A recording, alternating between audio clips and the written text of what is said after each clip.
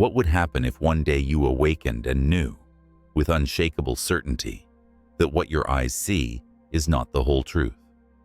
What would occur if you discovered that another way of seeing exists, not with physical sight, but with the eye of the soul? This is not an ordinary journey. It is not an exercise in imagination, nor a poetic metaphor. It is a hidden revelation behind veils of programming, fear, and forgetting. Today we will cross that threshold. Welcome to the forbidden technique for activating the third eye, the sacred portal of inner vision. Throughout history, diverse cultures, from ancient Hindu mystics to sages of pharaonic Egypt, have spoken of an invisible eye, an energetic point that not only perceives the physical world, but captures the subtle vibrations of existence.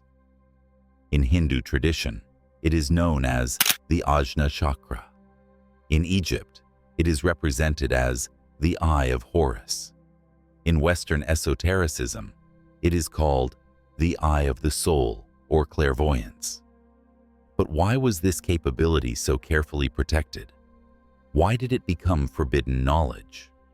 The answer is simple yet profoundly disturbing, because seeing with the third eye awakened is seeing truth. And truth, when it cannot be manipulated, becomes dangerous for those desiring to keep humanity asleep.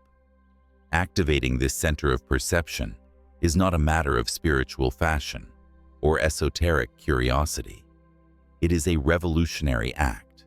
It is reclaiming your energetic sovereignty and breaking with veils imposed by a system, fearing the free, intuitive individual connected to their divine purpose.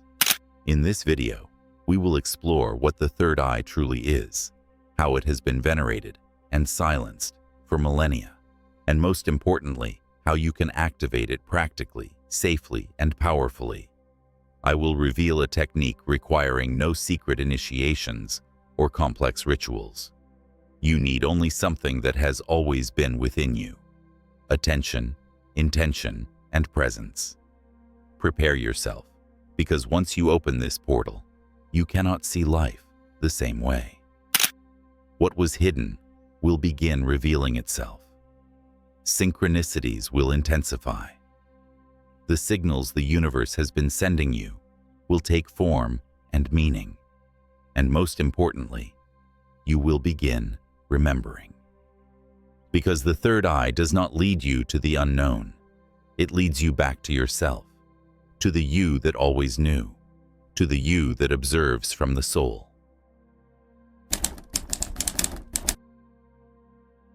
Long before contemporary science attempted to define perception as neural impulses, ancient civilizations knew the human possessed an invisible organ designed to see beyond form. Located in the brain's exact center between hemispheres, the pineal gland transcends biology. For ancient sages, it was the soul's dwelling, consciousness's eye, the lighthouse illuminating the invisible. In Hinduism, the Ajna chakra, called the command center, is located between the eyebrows. It is represented as a lotus with two petals, one for rational mind, another for intuition. In tantric yoga schools, this chakra is the point from which the soul contemplates existence's subtle plane. When ajna opens, practitioners not only see energies, but understand the purpose behind events. They know with spirit, not eyes. In ancient Egypt, the third eye was represented by the Eye of Horus, symbolizing protection, power, and clairvoyance.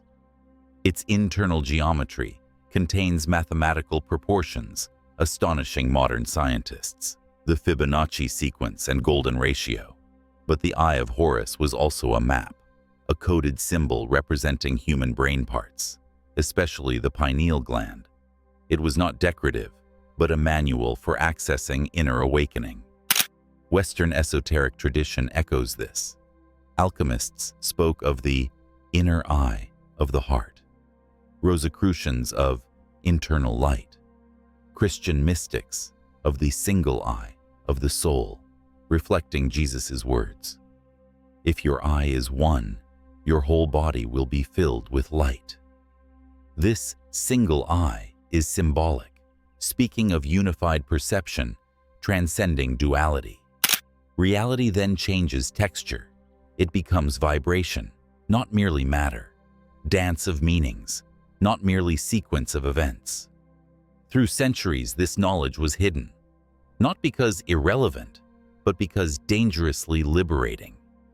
Mass control requires obedient bodies and disconnected minds. The third eye awakens discernment, ignites will, and connects with the original source. It was labeled dangerous, heresy, or fantasy, not because it fails, but because it succeeds too well. Today, amid digital noise and constant distractions, returning to this knowing is more than curiosity. It is the soul's call. Inner vision is not purchased or imposed, but cultivated. Most powerfully, it has never been completely closed, only sleeping, awaiting your awakening. That awakening begins now. To understand activating the third eye, we must undo the idea that it is exotic or alien to our nature. It is not a spiritual add-on or a gift reserved for the few illuminated ones. It is part of your original design, a closed flower in your mind's center, always there, waiting patiently for you to pause, observe it carefully, and breathe with conscious intention. The third eye is not literally an eye, but an energetic perception center, corresponding physically to the pineal gland. This small pine-shaped gland sits in the brain's exact center, between both hemispheres. In many cultures throughout history, it is said to be the sacred connection point between human and divine, between material reality and spiritual essence. The pineal gland secretes melatonin, regulating sleep cycles, but according to ancient esoteric texts, it produces a mystical substance, DMT, dimethyltryptamine, a visionary molecule opening the doors of spiritual perception to those prepared. Called the spirit molecule by modern researchers, you need not ingest anything external to access it. Only awaken the natural channel through which that vision flows. Your directed attention and conscious intention combined. The first step is creating a field of silence and stillness. The third eye does not flourish in constant noise or haste or distraction. It needs inner calm, that profound silence achieved only when you step apart from automatic thought patterns and place yourself in a state of presence and awareness. The second step is focus, vibrational focus, not mental strain or effort. Gently bring your attention to your forehead's center between the eyebrows. Imagine violet light pulsing there softly and rhythmically. You need not see that light vividly with closed eyes. Only feel its presence and gentle warmth. It is light observing inward, like a sacred lighthouse turning to illuminate you from the soul itself. The third step is rhythm and breath. Third eye activation occurs best when accompanied by conscious, cyclical breathing patterns. Inhale counting to 4, hold for 4, exhale in 4, remain in emptiness for 4. This square breathing technique feeds the violet light between your eyebrows with each sacred cycle. Gradually, that light rotates like an awakening galaxy slowly spinning into consciousness. Each rotation removes a veil layer, obscuring truth. Each exhalation releases learned lies and false limiting beliefs, until you arrive at a moment where you no longer imagine. You remember your true nature. You remember how to see without physical eyes, how to perceive from your sacred core and authentic essence. Once the third eye's light awakens, something changes subtly, yet irreversibly. You cannot look at the world with the same eyes. There is radiance behind objects, murmur in empty spaces, resonance in flat words. This is not delusion, but initial access to subtle vision, that invisible dimension always present, but hidden. Activating the third eye is merely beginning. The true work is stabilizing that perception. Like a spiritual muscle, ajna needs constant practice to maintain clarity. Many aspirants mistake seeking quick, spectacular experiences. But real third eye vision is profound, silent, uncomfortably revealing. One first sign you have begun seeing from this center is hyperconsciousness of people's emotional and energetic truth. You notice when someone speaks one thing but emits another vibration. Your body becomes fine radar, distinguishing mask from face. This sensitivity should not become judgment, but awakened compassion, understanding that all navigate unconsciousness layers. But this new seeing brings challenges. First is spiritual ego distortion. When the third eye activates, ego may appropriate the gift. You feel special, superior, illuminated. Here many paths deviate. True vision seeks service, not distinction. Seeing more is responsibility, not reward. The second challenge is excessive openness. When the third eye opens too quickly without grounding, it generates symptoms like insomnia, anxiety, or disconnection from physical reality. Always work in balance with lower chakras, especially the root. Spiritual vision must ground to earth to avoid becoming evasion. How is this perception stabilized? First, through daily ritual. Regular practice, though brief, is more powerful than sporadic sessions. Minutes at dawn or dusk, focusing attention between eyebrows and breathing in silence keeps the channel clear. Second, through vibrational discernment. Choose your environments, conversations, and content consciously. Everything consumed either feeds or clouds inner vision. Third, maintain a symbolic record. Keep a vision journal capturing repeated patterns, symbols, colors, or phrases. The universe speaks in metaphors, and your third eye interprets. Fourth, practice corporeal grounding. Inner vision is not separate from the body. Integrate yoga, conscious dance, or meditative walking. The more you attune your body, the more crystalline your soul's vision becomes. Seeing more is not seeing what others miss, but seeing what always existed from a deeper plane. Your perception changes. Everything gains new meaning and significance. Living with the third eye activated does not mean becoming an ascetic apart from reality. It means living more deeply in the present, seeing the invisible in everyday life, perceiving essence behind form. It means living awake. One key to sustaining this active vision is cultivating mindful attention without judgment. Your internal perception will reveal things you prefer not seeing. Shadows in yourself, patterns in others, false structures you once trusted. Here many close themselves, not because they cannot see, but because seeing hurts. Yet that pain precedes liberation, the freedom of acting consciously instead of automatically. First counsel: integrate your vision into action. Seeing serves no purpose without consequent action. If you perceive manipulation in a relationship, do not merely observe passively. Act. If your work extinguishes your inner light, make adjustments within your reach. The third eye is not spiritual decoration. It is an internal compass pointing toward purpose. You must walk where it indicates. Second counsel.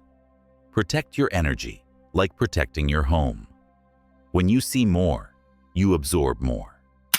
Your aura becomes more sensitive, more porous.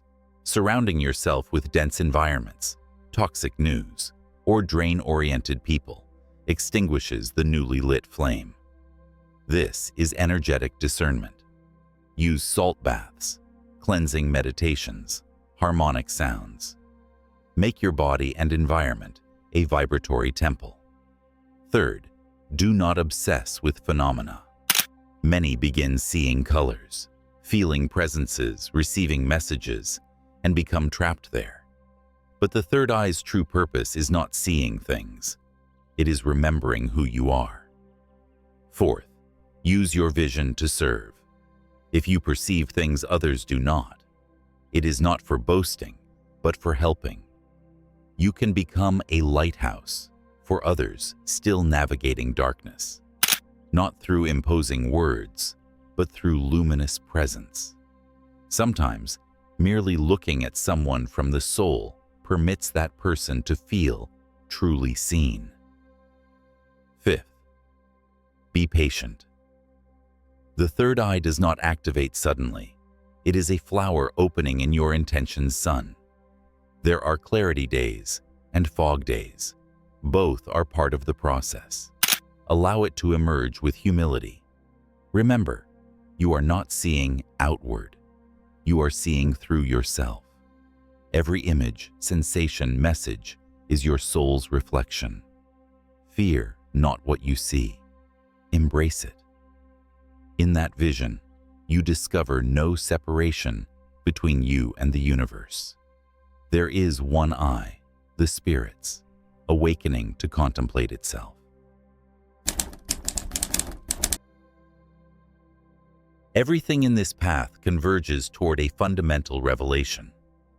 The third eye is not a gift, but a sacred responsibility. Awakening it does not make you superior, but more conscious, more intimately interwoven with life and its infinite symbols. You have crossed an invisible yet very real threshold. And on the other side, there are no promises of power, only calls for presence, integrity, and compassion. We have journeyed together through the mysteries of the pineal gland, explored its connection with inner light, the ancestral practices that activate it, and the challenges of maintaining that vision open. You have understood that the forbidden technique is not secret because it is dangerous, but because it returns your power to see without intermediaries. In a world where many prefer the comfort of blindness, seeing becomes a revolutionary act. But what does truly seeing mean? It means perceiving what lies beneath, discovering the invisible network uniting apparently isolated facts. Understanding that each encounter, each word, each emotion has a deeper vibrational root. Seeing is entering the sacred geometry of existence and recognizing that nothing is out of place, that even chaos has its pattern, that even pain carries its teaching, that the universe does not conspire against you, but with you. This awakening of inner vision does not occur in a fleeting mystical instant, but in each conscious decision you make, choosing silence over judgment, compassion over reaction, presence over distraction. The third eye is not a tool for escaping the world, but a portal for inhabiting it more profoundly. Now that you know, there is no going back. You cannot unsee what you saw. You cannot feign ignorance. And that is a blessing, because in this new state of vision, even the smallest thing, a wind's whisper, a glance, a repeating number, an unexplained tear, becomes the universe's message reminding you, you are on the path. You are ready, but do not walk alone. Share this vision not through imposition, but inspiration.